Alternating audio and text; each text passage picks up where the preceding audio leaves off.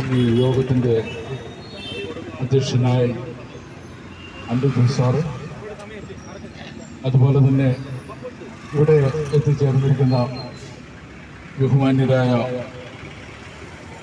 ഭിക്ഷുക്കൾ, അതുപോലെ തന്നെ വിവിധ ബുദ്ധിസ്റ്റ് സംഘടനകളുടെ നേതാക്കൾ, അതുപോലെ തന്നെ ഉപാസകർ, ഇന്ന് നമ്മളിങ്ങനെ ഒരു സമരപരിപാടി നടത്തുവാനുള്ള കാരണങ്ങൾ ഇവിടെ എനിക്ക് മുമ്പ് സംസാരിച്ചവരൊക്കെ തന്നെ വിശദമായി പറഞ്ഞിട്ടുണ്ട്. നമുക്കറിയാം, ബൗദ്ധരുടെ 4 പുണ്യസ്ഥലങ്ങളാണ് ബോധ്ഗയ, സാരനാഥ്, കുശിനഗർ, ലുംബിനി. അതിൽ ഭഗവാൻ ബുദ്ധനും ബോധോദയം ലഭിച്ച ബോധ്ഗയയുടെ പ്രവർത്തനങ്ങളിൽ ബുദ്ധമത വിശ്വാസികളല്ലാത്തവർ കടന്നുകൂട്ടുകയും അതിന്റെ പ്രവർത്തനങ്ങളെ വികലമാക്കുകയും ചെയ്യുന്നതിൽ പ്രതിഷേധിച്ചുകൊണ്ട് ബോധ്ഗയയിൽ നൂറുകണക്കിന് ബുദ്ധ സന്യാസിമാരുടെ നേതൃത്വത്തിൽ പ്രതിഷേധ സമരം നടത്തുകയാണ്. അതിന് ഐക്യദാർഢ്യം പ്രഖ്യാപിച്ചുകൊണ്ടാണ് നമ്മൾ ഇന്ന് ഇവിടെ ഇത്തരമൊരു പരിപാടി ആസൂത്രണം ചെയ്തിരിക്കുന്നത്. മറ്റ് പല മതങ്ങളെ സംബന്ധിച്ചും നമ്മൾ പരിശോധിക്കുമ്പോൾ അവരുടെ ആരാധനാലയങ്ങൾ മുഴുവൻ അവരുടേതായ വിശ്വാസ പ്രമാണങ്ങളാണ് നടക്കുന്നതെങ്കിൽ ബോധ്ഗയയെ സംബന്ധിച്ചിടത്തോളം ബൗദ്ധ സംസ്കാരത്തിൽ നിന്നും വിഭിന്നമായ പല ആചാര അനുഷ്ഠാനങ്ങളും അവിടെ നടന്നു വരുന്നത് നമുക്കെല്ലാവർക്കും അറിവുള്ള കാര്യമാണ്. 1590 ഒരു ഹിന്ദു മഠാധിപതി അവിടേക്ക് കടന്നു വരികയും അദ്ദേഹം അവിടെ ഹിന്ദുമതത്തിന്റെ ആചാര അനുഷ്ഠാനങ്ങൾ നടത്തി വരികയും നാളിതുവരെ പിന്തുടർന്നു വരുന്ന ഒരു സാഹചര്യമാണ് ഇന്ന് ബോധ്ഗയയിൽ ഉടനീളം നമുക്ക് കാണുവാൻ കഴിയുന്നത്. അങ്ങനെ അദ്ദേഹം അവിടെ ആചരണങ്ങൾ നടത്തി ഭഗവാൻ ബുദ്ധന്റെ ആ പവിത്രമായ സ്ഥലത്തെ വികലമാക്കുന്ന ഒരു സാഹചര്യം. അതിനുശേഷം ലൈറ്റ് ഓഫ് ഏഷ്യ എഴുതിയ എഡിൻ ആർണോൾഡ് ആ സ്ഥലം സന്ദർശിക്കുകയും ആ പവിത്രമായ സ്ഥലത്തിന്റെ രീതി കണ്ടപ്പോൾ അദ്ദേഹത്തിന് വളരെ ദുഃഖം തോന്നുകയും അദ്ദേഹം അതിനെതിരെ നിരവധി ആർട്ടിക്കിളുകൾ എഴുതുകയും ചെയ്യുന്ന ഒരു സാഹചര്യം. അതിനുശേഷം അനാഗരിക ധമ്മപാല 1891 അവിടേക്ക് വരുന്നു. അദ്ദേഹം ബോധ്ഗയയുടെ നിയന്ത്രണം ബൗദ്ധർക്ക് വേണമെന്ന് ആവശ്യപ്പെട്ടുകൊണ്ട് നിരവധി സമരങ്ങൾ, നിരവധി പെറ്റീഷനുകൾ അത് അന്ന് ഭരിച്ചുകൊണ്ടിരുന്ന ബ്രിട്ടീഷ് ഗവൺമെന്റിനെ സമീപിക്കുകയും ബ്രിട്ടീഷ് ഗവൺമെന്റ് അതിനുവേണ്ടിയുള്ള തയ്യാറെടുപ്പുകൾ നടത്തുമ്പോൾ അവിടുത്തെ മഹന്ത് കമ്മിറ്റി അതിനെതിരെ നിൽക്കുകയും ചെയ്യുന്ന ഒരു സാഹചര്യം. ആ സാഹചര്യത്തിൽ അദ്ദേഹം ഭരണപരമായ രീതിയിൽ പരിഹാരം കണ്ടെത്താൻ കഴിയില്ല എന്ന് തിരിച്ചറിഞ്ഞതിന്റെ ഭാഗമായിട്ടാണ് അദ്ദേഹം പിന്നെ രാഷ്ട്രീയപരമായ പരിഹാരത്തിനായി ഇന്ത്യൻ നാഷണൽ കോൺഗ്രസിനെ സമീപിക്കുന്നത്. അന്ന് ഗാന്ധി അടക്കമുള്ളവർ നമുക്ക് ആദ്യമേ സ്വാതന്ത്ര്യം, ആ സ്വാതന്ത്ര്യത്തിന് ശേഷം നിങ്ങൾ ബൗദ്ധർക്ക് ബുദ്ധഗയ തിരിച്ചു നൽകാമെന്നുള്ള ഒരു വാഗ്ദാനം കൊടുക്കുകയും 1922 അവിടെ ഒരു സമ്മേളനം നടക്കുകയും ആ സമ്മേളനത്തിന്റെ അടിസ്ഥാനത്തിൽ അവിടുത്തെ കമ്മിറ്റി ഡോക്ടർ രാജേന്ദ്ര പ്രസാദിന്റെ നേതൃത്വത്തിൽ ഒരു കമ്മിറ്റി രൂപീകരിക്കുകയും ആ കമ്മിറ്റിയുടെ റിപ്പോർട്ടിന്റെ അടിസ്ഥാനത്തിൽ ആദ്യമായിട്ട് 1947 ബീഹാറിൽ കോൺഗ്രസിന്റെ നേതൃത്വത്തിലുള്ള ഒരു ഗവൺമെന്റ് അധികാരത്തിൽ വന്നപ്പോൾ ഒരു ബില്ല് കൊണ്ടുവരുന്നു, ബോധ്ഗയ ടെമ്പിൾ ആക്ട്. ആ ആക്ടിൽ എന്താണ് വ്യവസ്ഥ ചെയ്തിട്ടുള്ളത് എന്നുള്ളത് ഇവിടെ വിസ്തരിച്ചതാണ്. ബൗദ്ധർക്കും ഹിന്ദു പുരോഹിതർക്കും തുല്യ പ്രാധാന്യം നൽകിക്കൊണ്ട് കാണുവാൻ കഴിയുന്നത്. അതിന്റെ അടിസ്ഥാനത്തിലാണ് ഭിക്ഷുക്കൾ പറയുന്നത്. അതായത് ബൗദ്ധരായ ലോകത്തെ മുഴുവൻ ബൗദ്ധരും പറയുന്നു, ഞങ്ങളുടെ പുണ്യസ്ഥലമായ ബോധ്ഗയ ഞങ്ങൾക്ക് വിട്ടുതരണം.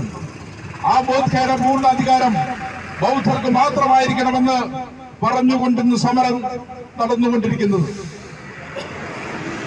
അതിന് ഐക്യദാർഢ്യം പ്രഖ്യാപിച്ചുകൊണ്ടാണ് നമ്മൾ ഇന്നിവിടെ ഒത്തുകൂടിയിരിക്കുന്നത്.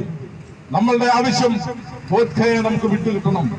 നമ്മുടെ ആവശ്യം അവിടെ ബൗദ്ധ ആചരണങ്ങൾ നടക്കണം. നമ്മുടെ ആവശ്യം ബുദ്ധനെ ബുദ്ധനായിട്ട് കാണണം.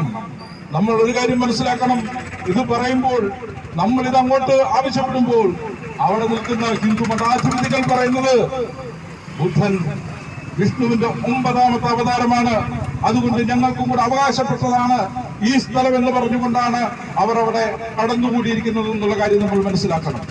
നമുക്കറിയാം, ഇവിടെ നിരവധി ക്ഷേത്രങ്ങളുണ്ട്, നിരവധി ആരാധനാലയങ്ങളുണ്ട്. അവിടേക്ക് ഏത് ആചരണമാണ്? ഒരു ഗണപതി ക്ഷേത്രത്തിൽ ഗണപതിയെ സംബന്ധിക്കുന്ന ആചരണങ്ങളാണ് നടക്കുന്നത്. ഒരു ശിവന്റെ ക്ഷേത്രത്തിൽ ശിവനെ സംബന്ധിക്കുന്ന. പക്ഷെ ബുദ്ധഗയയിൽ ബുദ്ധൻ 9ാമത്തെ അവതാരമാണെന്ന് ഇവർ പറയുന്നുണ്ടെങ്കിൽ എന്തുകൊണ്ടാണ് അവർ ബുദ്ധന്റെ ആചരണങ്ങൾ അവിടെ മനഃപൂർവ്വം തിരസ്കരിക്കുകയും അത് നടപ്പാക്കാതെ ഹിന്ദു ആചരണങ്ങൾ നടപ്പാക്കുന്നത് എന്നുള്ളത് നമ്മൾ മനസ്സിലാക്കണം. ഇത് ബോധയുടെ കാര്യം മാത്രമല്ല, ഇങ്ങ് കേരളത്തിൽ പോലും നമുക്ക് കാണുവാൻ കഴിയും. കേരളത്തിൽ കൊണ്ട് ഒരുപാട് ബുദ്ധ സിംബൽസ്, ആ സിംബൽസ് ഒക്കെ എങ്ങനെയായിരുന്നു എന്നുള്ളത് നമ്മൾ മനസ്സിലാക്കണം. മാവേലിക്കര, കരുമാടിക്കുട്ടൻ, അങ്ങനെ നിരവധി ബുദ്ധപ്രതിമകൾ കുറെ കാലങ്ങൾക്ക് മുമ്പ് എങ്ങനെയായിരുന്നു അതിനെ പരിപാലിച്ചിരുന്നത് എന്നുള്ളത് നമ്മൾ മനസ്സിലാക്കണം. നമുക്കറിയാം കരുമാടിയുടെ അവസ്ഥ. കരുമാടിയിൽ ബുദ്ധനെ ഒരു തോർത്തൊക്കെ ഒരു തുണിയൊക്കെ ഇട്ട് പൊതിഞ്ഞ് ഹിന്ദു ആചാരപ്രകാരം അനുഷ്ഠാനങ്ങൾ നടത്തുന്ന ഒരു സാഹചര്യം ഉണ്ടായിരുന്നു. അവിടേക്ക് കേരള ബുദ്ധിസ്റ്റ് കൗൺസിൽ അടക്കമുള്ളവർ കടന്നു ചെല്ലുകയും ഇത് ബുദ്ധനാണ്, ഇവിടെ ബുദ്ധന്റെ ആചരണങ്ങളാണ് വേണ്ടത് എന്ന് പറയുന്നതിന്റെ അടിസ്ഥാനത്തിൽ അവിടെ ക്രമേണ ആ ആചരണങ്ങൾ മാറി വരുന്ന ഒരു സാഹചര്യം. അതുപോലെ തന്നെ മാവേലിക്കരയിൽ ഞങ്ങൾ ആ ബുദ്ധ സ്റ്റാച്ചുവിന്റെ അടുത്തേക്ക് ചെല്ലുമ്പോൾ അവിടെ ബുദ്ധനെ പൂണൂലിട്ട ബുദ്ധനെയാണ് നമുക്ക് കാണുവാൻ കഴിയുന്നത്. അവിടെ കുങ്കുമം ചാർത്തിയ ബുദ്ധനെ നമുക്ക് കാണുവാൻ കഴിഞ്ഞു. നിരന്തരമായ ഇടപെടലുകൾ, ഇത് ബുദ്ധന്റെ പ്രതിമയാണ്, ഇവിടെ ആചരണങ്ങൾ ഇന്ന രീതിയിലായിരിക്കണം എന്ന് പറഞ്ഞതിന് ശേഷമാണ് അവിടെ ഇപ്പോൾ ക്രമേണ മാറ്റങ്ങൾ ഉണ്ടായിരിക്കുന്നത്.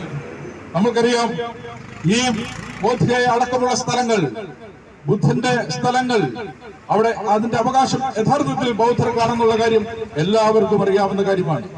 ഇവിടുത്തെ മതനിരപേക്ഷത ഉൾക്കൊള്ളുന്ന, ഇവിടുത്തെ സാധാരണക്കാരായ സൗഹൃദം അല്ലെങ്കിൽ സൗഹാർദ്ദപരമായ ജീവിതം കാക്ഷിക്കുന്ന, ഭരണഘടനയെ അനുസരിക്കുന്ന ഹിന്ദു സഹോദരന്മാർ പോലും സമ്മതിക്കുന്ന കാര്യമാണ് ബുദ്ധഗയ ബൗദ്ധരുടേതാണ്, അല്ലെങ്കിൽ ബുദ്ധന്റെ ഇടങ്ങൾ ബൗദ്ധരുടേതാണെന്ന് സമ്മതിക്കുന്ന ഒരു കാലഘട്ടമാണ് ഇത്. എന്നാൽ ചില തൽപര കക്ഷികൾ അവിടെ കടന്നുകൂടുകയും അവർ അവരുടെ ആചരണാനുഷ്ഠാനങ്ങൾ അവരുടെ താല്പര്യങ്ങൾക്കനുസരിച്ച് വികലമാക്കി കൊണ്ടുപോകാൻ തുനിയുകയും ചെയ്യുമ്പോൾ അതിനെയും കയ്യും കെട്ടിയിരിക്കുവാൻ ഇന്ത്യയിലെ ബൗദ്ധർക്ക് കഴിയില്ല എന്ന് ഈ സമര സമ്മേളനത്തിൽ നമ്മൾ പ്രഖ്യാപിക്കണം. ഞങ്ങൾ അതിനെതിരെ ശക്തമായ നിലപാടുമായി മുന്നോട്ട് വരും. ഞങ്ങൾക്ക് സമാധാനത്തിന്റെ പാതയാണ് ബുദ്ധൻ നമുക്ക് നൽകിയിട്ടുള്ള സമാധാനത്തിന്റെ പാതയിലൂടെ അതിനെതിരെ ശക്തമായ പ്രതിഷേധങ്ങൾ ഞങ്ങൾ വിവിധ കോണുകളിൽ നിന്ന് ഉറപ്പാക്കുമെന്ന് പറയുകയാണ്. ഈ അവസരം അതിനുവേണ്ടി ഞാൻ ഉപയോഗിക്കുകയാണ്. അതുപോലെ തന്നെ നമ്മുടെ ബൗദ്ധരെ സംബന്ധിച്ച നിരവധി പ്രശ്നങ്ങൾ കേരളത്തിലുണ്ട്. കേരളത്തിലെ ബൗദ്ധർ നേരിടുന്ന പ്രശ്നങ്ങൾ കേരളത്തിന്റെ ഗവൺമെന്റിന്റെ ശ്രദ്ധയിൽ പല പ്രാവശ്യം കൊണ്ടുവന്നപ്പോൾ പോലും ആ ഗവൺമെന്റ് അതിനെതിരെ അല്ലെങ്കിൽ അവരുടെ അവകാശങ്ങൾ, ന്യായമായ അവകാശങ്ങൾ നേടിക്കൊടുക്കുന്നതിന് വേണ്ടി യാതൊരു പരിപാടികളും ഒരു പദ്ധതികളും ആസൂത്രണം ചെയ്തില്ല എന്നുള്ള കാര്യം നമ്മൾ മനസ്സിലാക്കണം. ഒരു ഗവൺമെന്റ് അല്ല, പല ഗവൺമെന്റുകളും പല സ്റ്റേറ്റുകളിലെ ഗവൺമെന്റുകളും ബൗദ്ധരോട് കാണിക്കുന്ന അനീതി നമ്മൾ തുറന്നു കാട്ടേണ്ടതായിട്ടുണ്ട്. ഇന്ന് ബൗദ്ധർക്ക് കേരളത്തിൽ അവരുടെ അവകാശങ്ങൾ ബൗദ്ധർക്ക് വേണ്ടി എന്തെങ്കിലും ഈ ഗവൺമെന്റുകൾ ചെയ്യുന്നുണ്ടോ നമ്മൾ പരിശോധിക്കണം. നമ്മുടെ കുട്ടികൾ നിരവധി നിയമന പ്രശ്നങ്ങൾ നമ്മൾ നേരിടുന്നുണ്ട്. നമ്മൾക്ക് PSCയിൽ നമ്മുടെ വിദ്യാഭ്യാസമുള്ള കുട്ടികൾ ബൗദ്ധരായവർ PSCയിൽ രജിസ്റ്റർ ചെയ്യാൻ പോലും പറ്റാത്ത ഒരു സാഹചര്യം. ആ സാഹചര്യം മാറ്റണമെന്ന് നിരവധി തവണ നമ്മൾ കേരളത്തിലെ ഗവൺമെന്റുകൾക്ക് പോലും നിവേദനങ്ങൾ കൊടുത്തപ്പോൾ അതിനൊന്നും അതിനൊന്നും യാതൊരു പ്രതികരണവും ചെയ്യാതെ മൗനം അവലംബിച്ചിരിക്കുന്ന ഒരു സാഹചര്യമാണ് കേരളത്തിലുമുള്ളത്. അതുകൊണ്ട് നമ്മൾ ശക്തമായി ഇത്തരം കാര്യങ്ങൾ ഇടപെടണം. കേരളത്തിൽ നിരവധി ഫണ്ടുകളാണ്, ന്യൂനപക്ഷ ഫണ്ടുകൾ കേരളത്തിലേക്ക് വരുന്നത്. കേരളത്തിലെ ബൗദ്ധർക്ക് എത്രമാത്രം ഫണ്ടുകൾ കിട്ടിയിട്ടുണ്ട്? ഒരു രൂപയെങ്കിലും കേരളത്തിലെ ബൗദ്ധർക്ക് വേണ്ടി നീക്കിവെക്കാൻ ഇവിടുത്തെ ഗവൺമെന്റിന് കഴിഞ്ഞിട്ടുണ്ടോ? നമ്മൾ പരിശോധിക്കണം. ഒരു രൂപ പോലും നമ്മൾക്ക് നീക്കിവെക്കാൻ ഇവിടുത്തെ ഗവൺമെന്റ് തയ്യാറാകുന്നില്ല. ബൗദ്ധരുടെ പ്രശ്നങ്ങൾ പഠിക്കുമെന്ന് പറയുന്നതല്ലാതെ അതിനുവേണ്ടി ക്രിയാത്മകമായി ഇടപെടാൻ കേരളത്തിലെ ഗവൺമെന്റുകൾക്ക് കഴിയുന്നില്ല എന്നുള്ള യാഥാർത്ഥ്യം നമ്മൾ മനസ്സിലാക്കണം.